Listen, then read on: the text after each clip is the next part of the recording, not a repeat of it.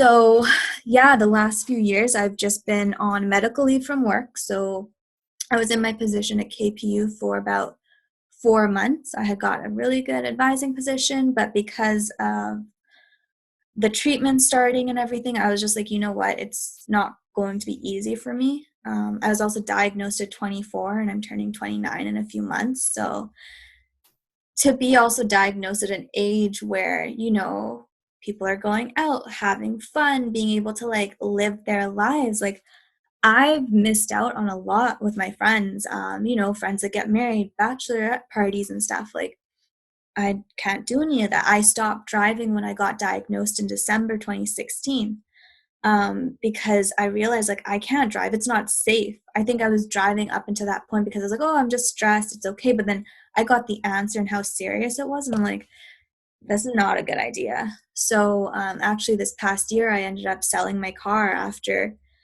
4 years of thinking like, I'll be able to drive again. I'll be able to drive again. No, it's not happening. And that was hard. I don't know if people understand how traumatic doing that is when that's what you've done. That's all I did after I graduated high school. I worked 3 jobs. I went to school full time, 5 classes a semester, took extra classes, volunteered. I was on the go driving 24/7 to basically have your life be a 180 and being like, okay, you can't work, you can't drive, you're going to have to be home. Um, I applied to grad school few months before I got diagnosed, and I got into grad school and had to decline. And that broke my heart because like I had a dream, I had a plan of like the next few years. I graduated, okay, my master's, I can become this like amazing therapist. Like I had all this planned out and everything just flipped. And to answer your question though, of how do you cope with it? It has not been easy at all.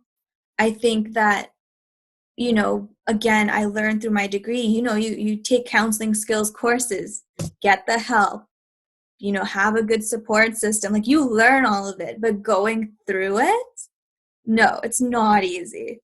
I was seeing my therapist prior to getting diagnosed because I thought I was so stressed out. So I just started seeing one. And he was on my journey up until this last year. And it was amazing. So the therapist I had last year and then the one that I have currently, they're both male therapists who never really dealt with chronic illness patients or clients. So for me personally, it was kind of nice where I had somebody who knew what being a therapist was, but really didn't know the chronic illness world, and they were willing to learn and grow on this journey with me, which I fully appreciated it. So I personally had to just switch therapists due to some personal reasons, but both of them, even the first one, he had been amazing for the first good 4 years of my journey. So being able to see him had been really helpful. And for me, I started seeing my therapist almost once a month at the beginning, and then it turned into like tri-monthly, because it's more of just letting it out. Sometimes I'm just dealing with a lot. So for me, going every 2 to 3 months is actually better for me because I can save up, because I take notes on my phone. So I'll save up everything I need to speak about and then speak to them about it. And so with this new therapist, I've had 2 sessions. He's actually a lot younger too. And it's kind of nice because I feel like he gets certain things on a different level with me that I personally wasn't able to, I guess, fully express before. And that therapist has also been able to really acknowledge the way that I talk about things, and he picks up on my keywords, and that helps me cope with like, if we have a great session together, then what he says to me sits with me and it actually helps me over the next few weeks until I see him again. So therapy has been a big part of the coping. Being open with my friends, that has been a really tough one. And I say tough because, again, when you have a best friend who's an abled body, put it that way, then goes on to like almost disabled, not being able to do all the things she used to do, it is hard for your friends to see that.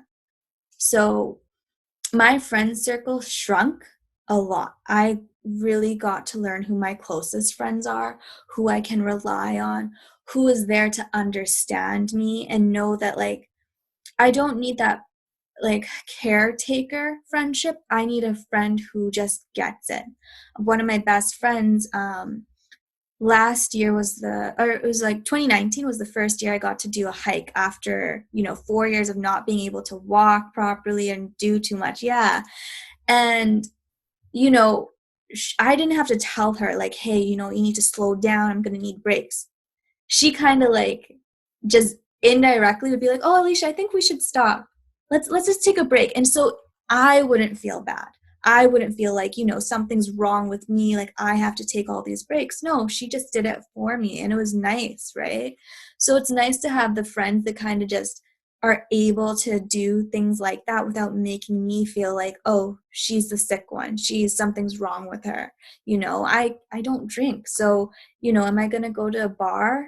No, I prefer going out to nice dinners or even just hanging out at home, right? It's one of those things where I've had to really adapt and compromise to my specific situation. And I've been very blessed with to have like this group of friends that are able to do that with me. And sometimes it's hard. Sometimes they're like, "Oh, Alicia, like let's go to this place." And I'm like, "You know what?" Like, for example, when I was going through my treatments, I am so immunocompromised, where my immune system's not great at all.